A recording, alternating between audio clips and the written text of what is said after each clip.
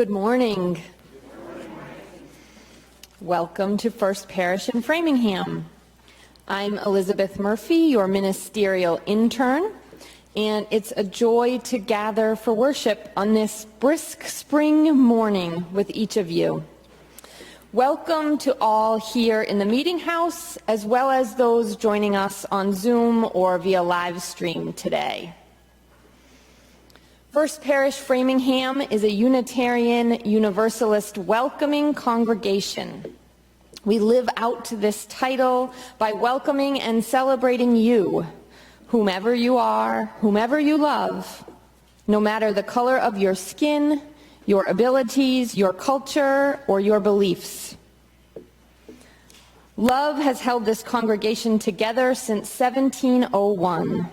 So much may have changed in the world over these 321 years, but this love continues to unite us in community, not just when we are gathered, but as we move faithfully throughout the world.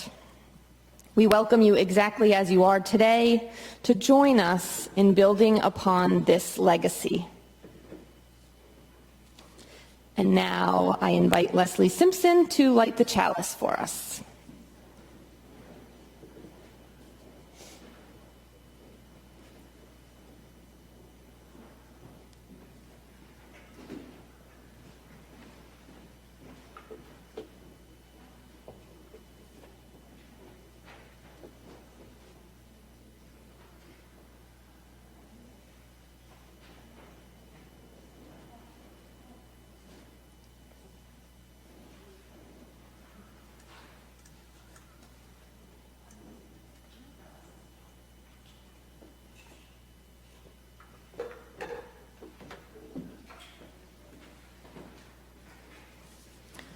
Our call to worship this morning is attributed to Kalidasa.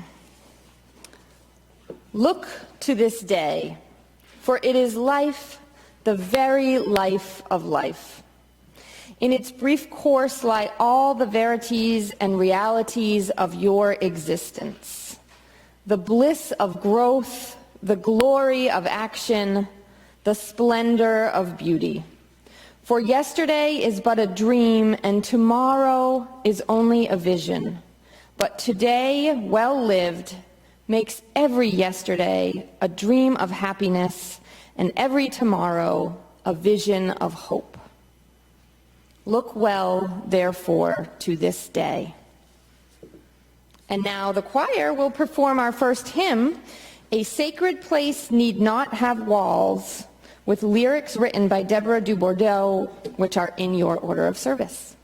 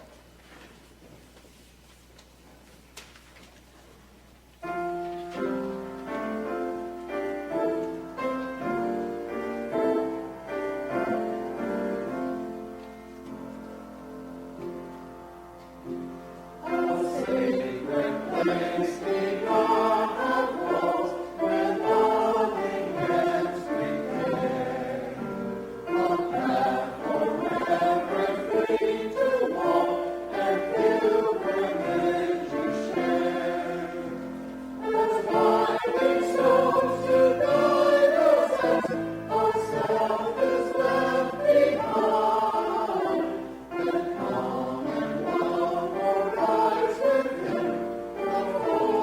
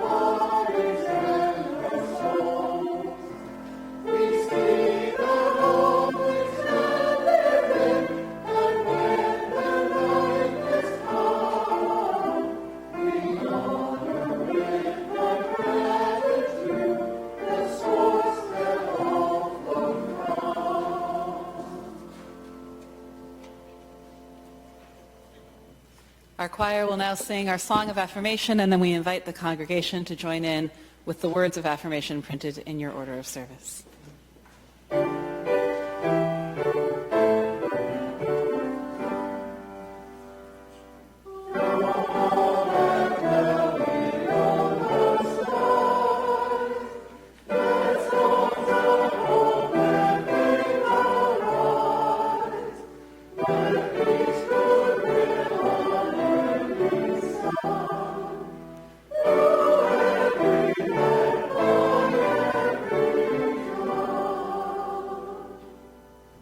Love is the doctrine of this church, the quest of truth is its sacrament, and service is its prayer. To dwell together in peace, to seek knowledge in freedom, to serve all life with compassion, to the end that all souls shall grow into harmony with the divine. This is our great covenant, one with another and with our God.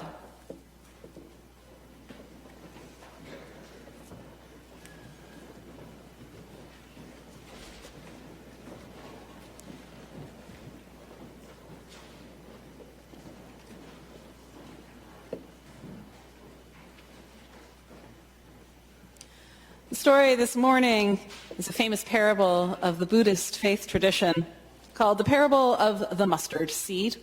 Perhaps you know it. It starts with our protagonist, Kisa Gotami, who married and had a child, and just as the child learned to walk, he died.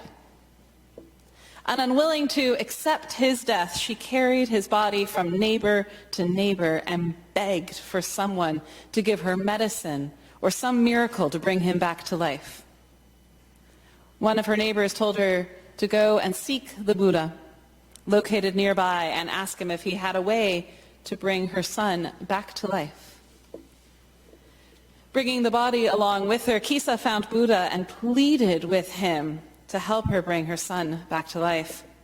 He instructed her to go back to the village and gather a single mustard seed from the households of all those who had never been touched by death. From these mustard seeds, he promised that he would create a medicine to bring her son back to life. And so, relieved, she went back to her village and began the task of going door to door, asking each neighbor for a mustard seed. One by one, all of her neighbors were more than willing to give her a mustard seed, as many as she might need. But they all told her that their households had been touched by death. They said, "The living are few, but the dead are many." As the day became evening and then night, she was still without a single mustard seed that she had been instructed to collect. It dawned on her then, slowly but surely, that the universality of death was everywhere. According to the Buddhist verse that her story comes from, she said, "It's not just a truth for one village or town, nor is it a truth for a single family, but for every world settled by gods and men and women. This indeed is what is true, impermanence." With this new understanding, her grief was calmed. She buried her son in the forest and then returned to the Buddha. She confessed to him that she could not obtain any mustard seeds, as he had instructed her to collect, because she could not find not even one singular household touched by death. It is then that Buddha imparted to her, "Dear girl, the life of mortals in this world is troubled and brief and inseparable from suffering, for there is not any means, nor will there ever be, by which those that have been born can avoid dying. All living beings are of such a nature that they must die, whether they reach old age or not. All things are impermanent." So I invite you this morning to think about each and every single fragile thing in our lives. And if we know them to be impermanable, if we know them to be fleeting, then let us have gratitude for each and every one of them.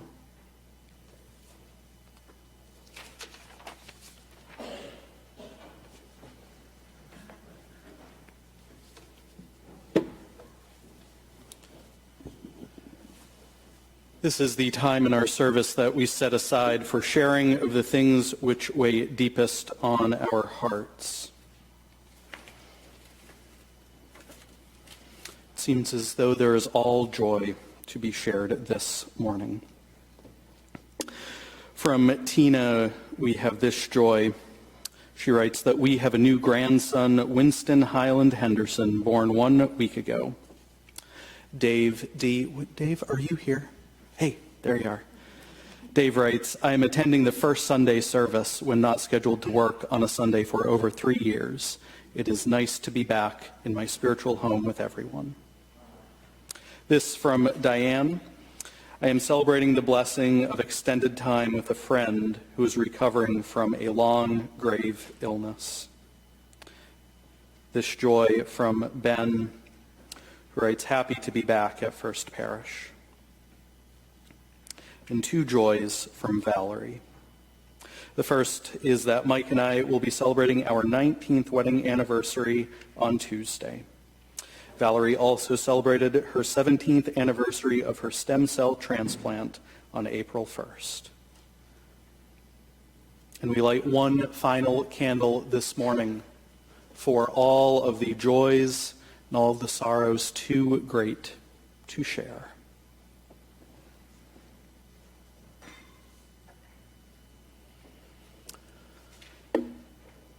Back in January, I offered a class on writing prayers as a spiritual practice and offered up the opportunity, if anyone wanted to share a prayer, to have that opportunity.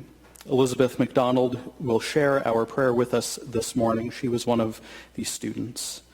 So let us enter into a time for contemplation, meditation, and prayer.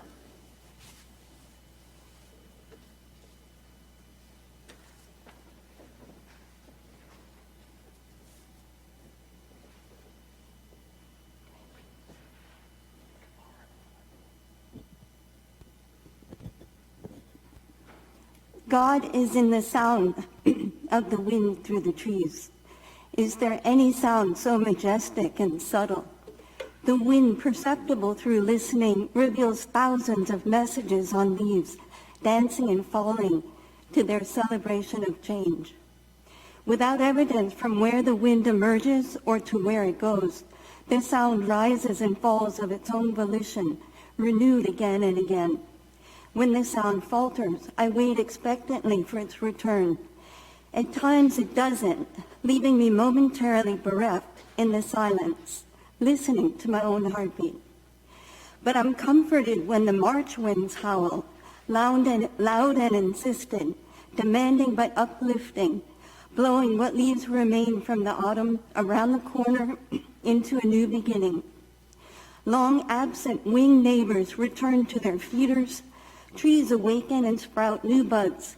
Daffodils magically appear in unexpected places. May the repose of winter and the fierce March winds clear out what no longer serves us and allow us to embrace change so that we too will be renewed, restored, and healed.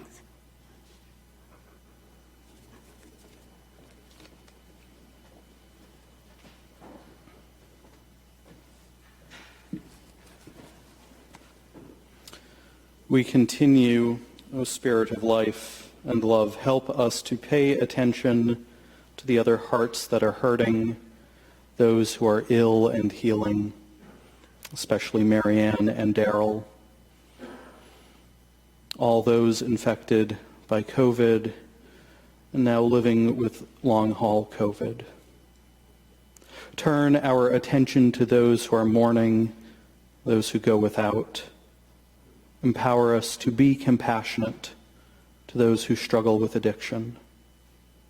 Strengthen within us our resolve to work to bring peace to all of the war-torn parts of our world. May the people of Ukraine and those who live in all other battlefields be safe. From time to time, when we are so very human, help us to be compassionate with our tender souls. We all make mistakes.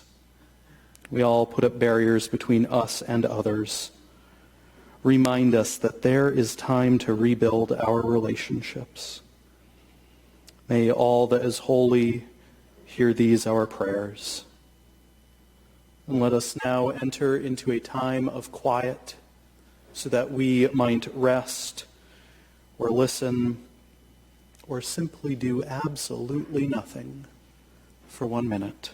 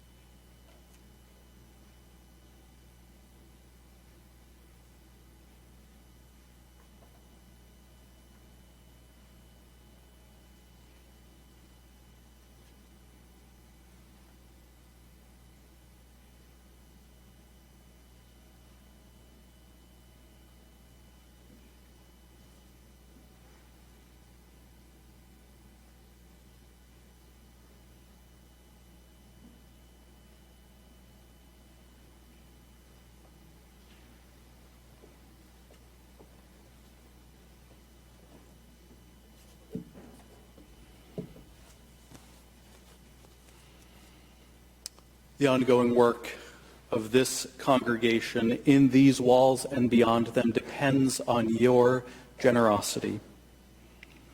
Ellen Johnson Fay reminds us that the offering is a sacrament of the free church.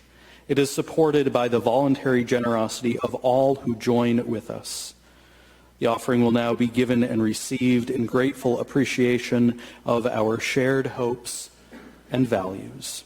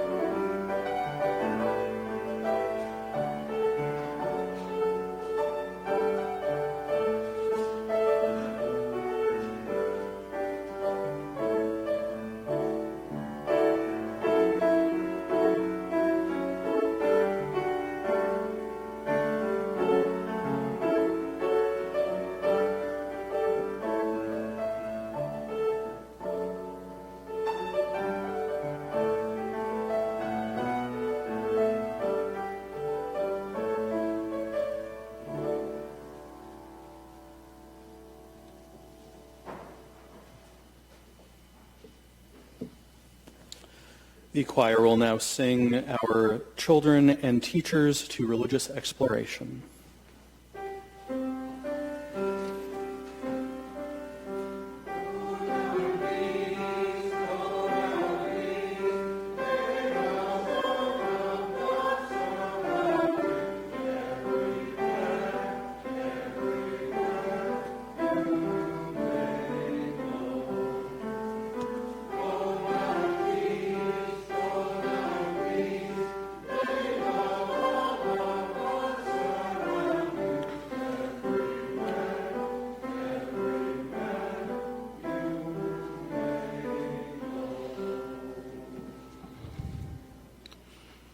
Our reading today is a poem by my colleague, the Reverend Sadie Lansdale.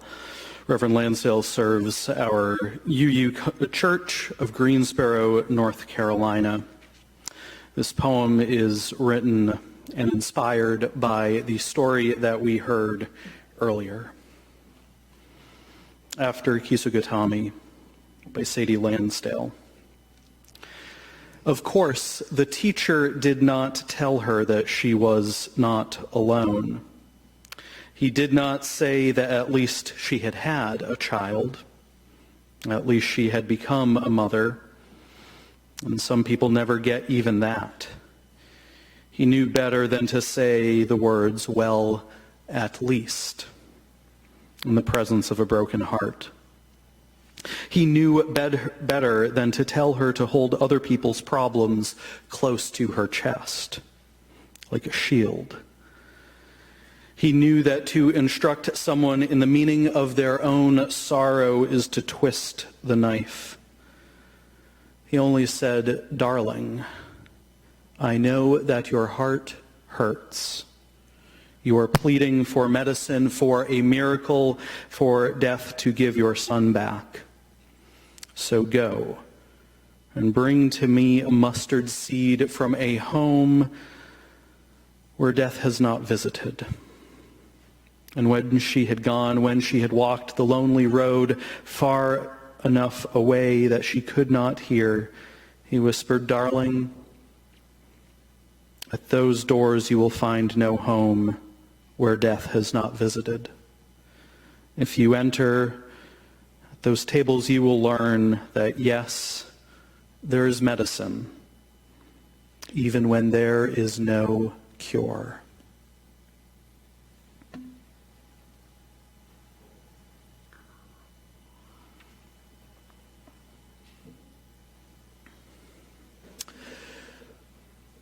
So in January, I was in a car accident. I rear-ended someone on Route 9. Just wasn't paying attention. It happens, as many of you have reminded me. As you can see and did see in the weeks after it, I was and am fine. My car was not. It was totaled. I was stunned for a few days after, with the mantra playing over and over, stuck on repeat in my mind, it could have been worse. It could have been worse. It could have been worse. Now, when I shared this news on social media, the public square of the day, I went right to gratitude. I'm not sure it was the right destination to go to. Because in that moment, I was annoyed. I was annoyed with the paperwork, the shopping for a new car. I was embarrassed. I should have been paying attention. That dreadful feeling still numbing me, it could have been worse. And instead of sharing those very real feelings, I went right to gratitude. I was uninjured. The other driver was uninjured. I had insurance. I had access to another car. The dog was safe. When I zoom up and look at that from, well, the 10 feet that this pulpit rises me, when I go out and look from that viewpoint, I think that I used gratitude of that experience as an occasion to distance myself from the pain and the annoyance. I used it as a way to block the real feelings I was having. Do you ever do this? Do you ever turn to gratitude a little too quickly? Amongst annoyance and pain, do you go right to gratitude from some of the knowing laughter? I know that you do. It's a normal thing to do. Let me just put that out there. It sets up a denial of pain, though. To go straight to gratitude is a spiritual bypass. And if we use gratitude in this way, then we have a problem with gratitude. I've noticed a similar thing happen lately. And it's why I think that we have a problem with gratitude, especially since the last few weeks where we have been witnessing the atrocity of the unprovoked attack by the Russian military on the people of Ukraine, where someone expresses a small gratitude on social media, but then follows it up very quickly saying, I'm aware that there are people dying in Ukraine, that there are people who are less fortunate.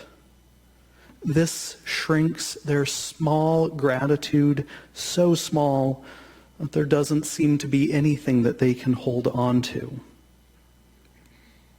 Perhaps some of this happens because so much of our sharing on social media is very performative. It feels as though we cannot share a minor or major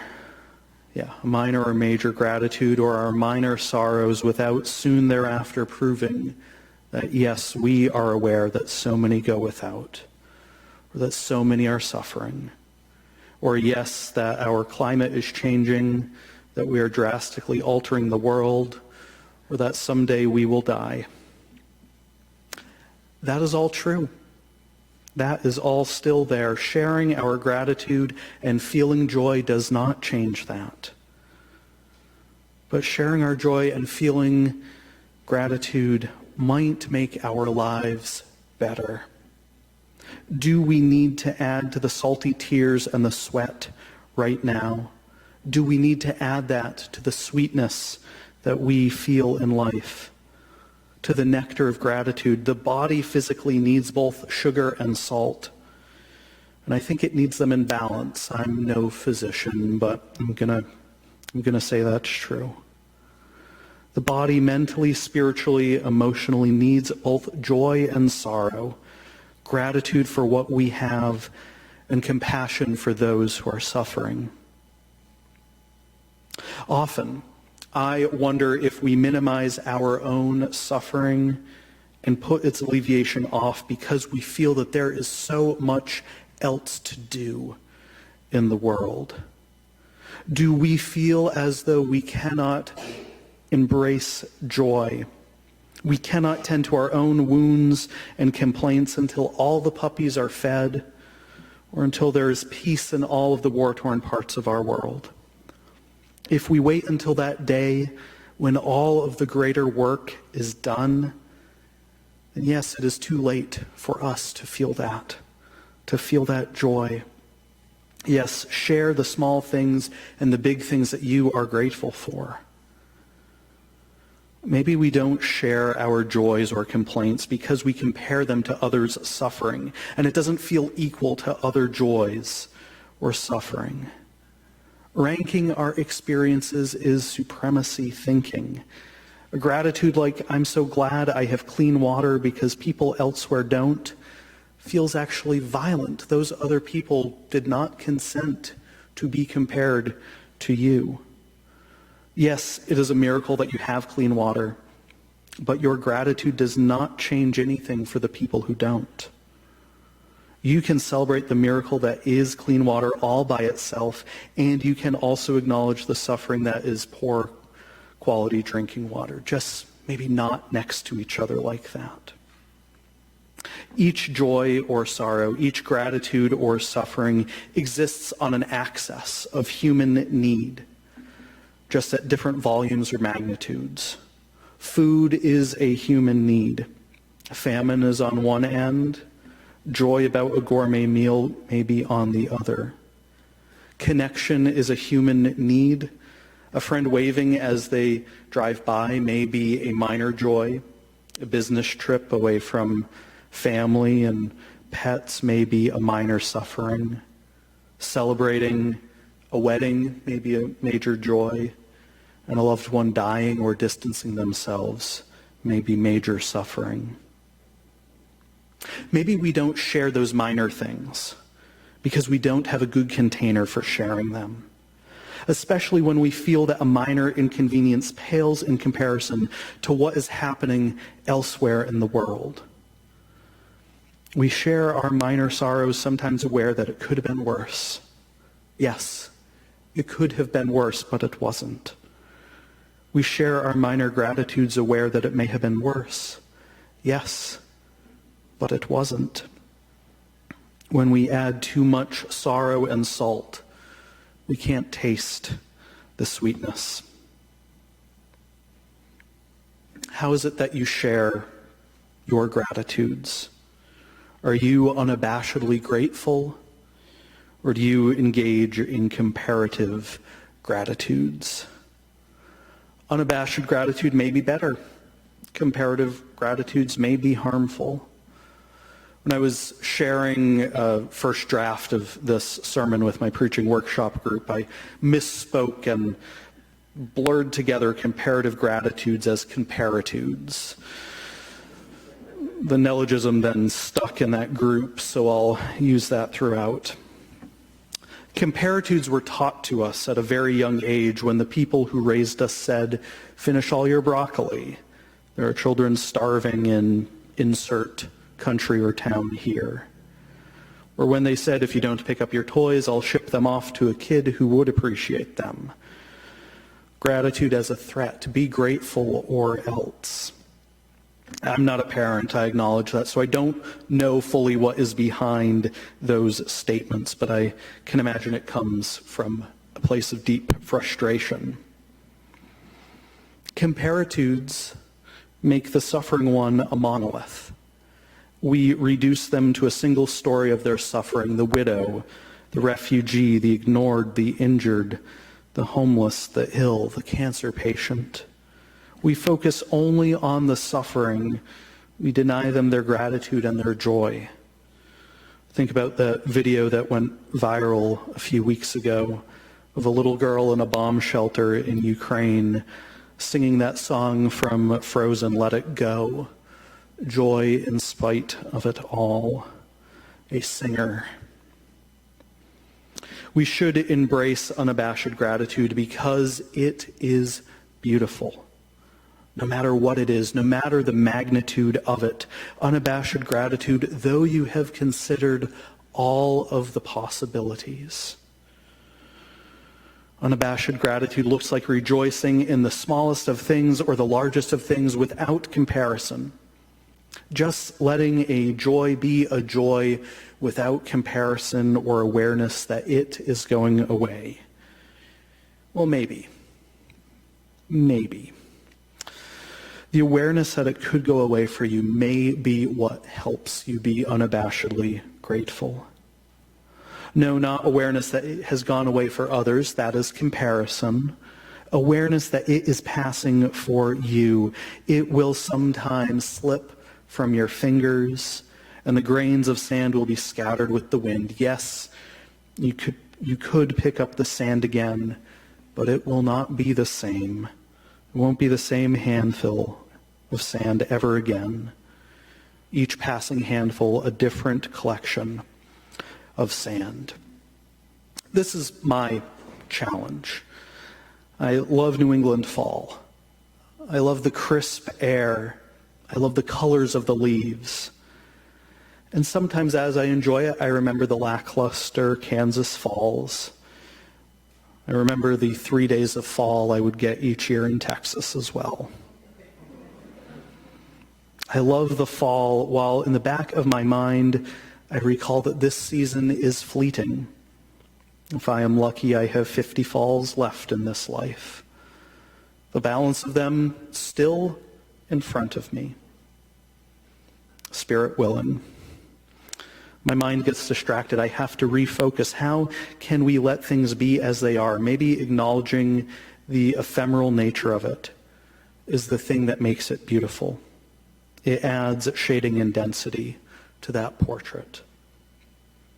Now, the poet Ross Gay is a master of this genre, a master of unabashed gratitude. So much a master, his first or second book of poetry was called A Catalog of Unabashed Gratitude. His second book, or another book after that, is called The Book of Delights. It's a collection of essays on things that delight him. So it is a joy to read. Those things that delight him are personal things like writing by hand, or nicknames, or airplane rituals, and bobbleheads. I haven't read the entire catalog of unabashed gratitude, that book, but I've read some poems from it. And we benefit from reading from those catalogs. I think we would also benefit, too, from creating our own journals of the things that bring us joy and that we are grateful for. Why? And why might we want to share what brings us joyful? Because sharing our joys actually helps make others joyful. It spreads the joy. There is wisdom from the Buddhist tradition in a concept called mudita. Mudita is the sympathetic or vicarious joy, or the pleasure that comes from delighting in other people's well-beings. It is the joy you feel when, as a teacher, you watch a student grow. It is the joy a parent or an aunt or an uncle has, or some other caregiver, watching a child grow. Watching someone come into a deeper sense of who they are. The Buddha said, "Hear, O monks, a disciple let his mind pervade 1/4 of the world with thoughts of unselfish joy, and so the second, and so the third, and so the fourth, and thus the whole wide world above, below, around, everywhere and equally. He continues to pervade with a heart of unselfish joy, abundant, grown great, measureless, without hostility or ill will." Joy, unadulterated joy or gratitude, is regarded in Buddhism as the most difficult thing to cultivate. So do not worry if this seems challenging. It is challenging. I also learned that in the polyamorous community, they call this compersion, a second-hand joy from watching someone else be joyful. Now, I know what is lingering in the back of your mind, perhaps, right now. That poem, that story that Rebecca told, that chalice lighting, what do they have to do with this feeling, this invitation to cultivate unabashed gratitude? Look to this day. The chalice lighting that Elizabeth used is a poem about only focusing on what you have and being grateful for it. Tomorrow will come. Yesterday has come and gone, but today, oh, today is special. Today is the day that we have been given. Let us rejoice and be glad in it. The story in the poem about the mother who has lost her child, well, truthfully, I doubt very much that the mother felt gratitude for the suffering, gratitude for what she had but then lost. These are stories told, so if you are not feeling joy today, you have a place to enter into this time together. They are stories that illuminate something beautiful. You will not learn about your grief by comparing it to others. You will not learn about your gratitude by comparing it to others. My friends gathered here in the sanctuary and online, you will only learn by holding your grief and sharing it, but not by comparing it. You will only learn about joy and gratitude by sharing it, not by comparing it. This is the lesson to practice for the rest of our days. And may our days of practicing be very long. Amen. May it be so.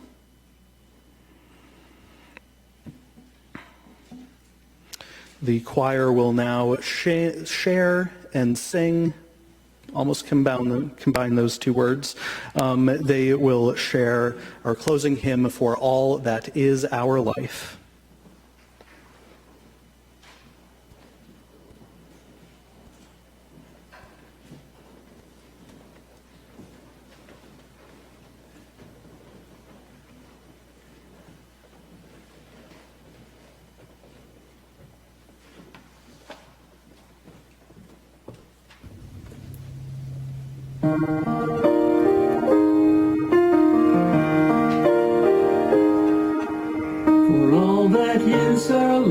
alive. We sing our thanks and praise, for all life is a gift which we are called to use to build the common good and make our own days glad.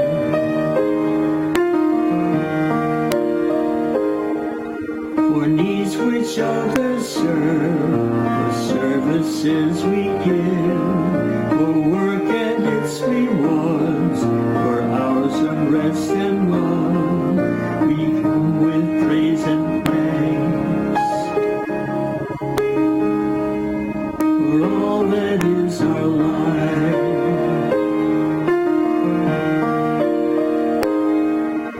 The sorrow we must bear, for factors, yoke and loss, for each new thing we learn, for fearful hours that pass, we come with praise and thanks for all that is our life.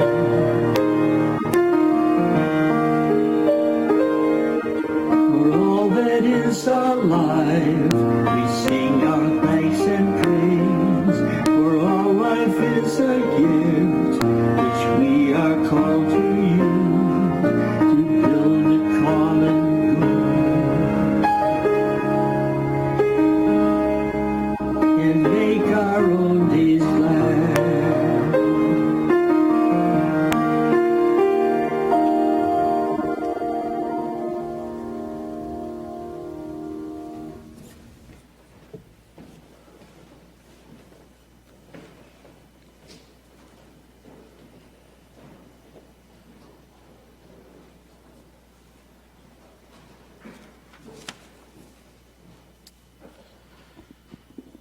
Our time together is drawing to a close, so gratitude for Keith Nelson for serving on tech support here, for Heather Clayton serving online tech support, for Diane and Pam for serving as ushers, Elizabeth for your prayer, and Deb for your hymn. We are enriched by all who are in our community.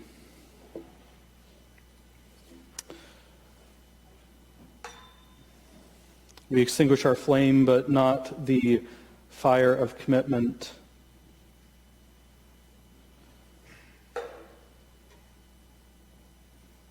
Which we carry in our hearts as we leave. Our words of benediction come from Mark Bellatini, who writes, "Go in peace, live simply, gently, at home in yourselves, act justly, speak justly. Remember the depth of your own compassion. Forget not your power in the days of your powerlessness. Do not desire to be wealthier than your peers, and stint not your hand of charity. Practice forbearance. Speak the truth or speak not. Take care of yourselves as bodies, for you are a good gift. Crave peace for all people in the world, beginning with yourself. And go, as you go with the dream of that peace alive in your hearts. Go in peace."